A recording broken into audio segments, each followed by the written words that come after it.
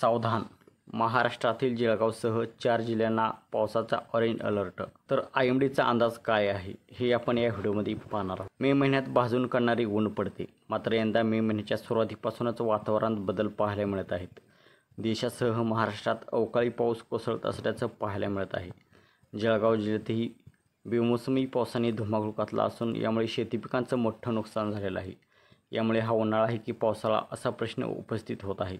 मात्र यातच भारतीय हवामान विभागाने महाराष्ट्राला महत्त्वाचा अलर्ट जारी केला आहे.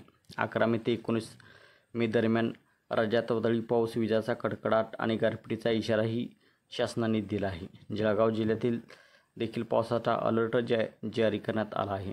भारतीय हवामान विभागाने देशातील विविध भागांमध्ये पावसाचा इशारा दिला आहे. यामध्ये निकोबार द्वीपसमूह, त्रिपुरा, हिमालयीन पश्चिम बंगाल आणि सिक्कीम यासारख्या प्रदेशात काही ठिकाणी मुसळधार ते अतिमुसळधार पावसाची शक्यता आहे. या पावसामुळे स्थानिक जनजीवनावर परिणाम होण्याची शक्यताही वर्तवली जात आहे.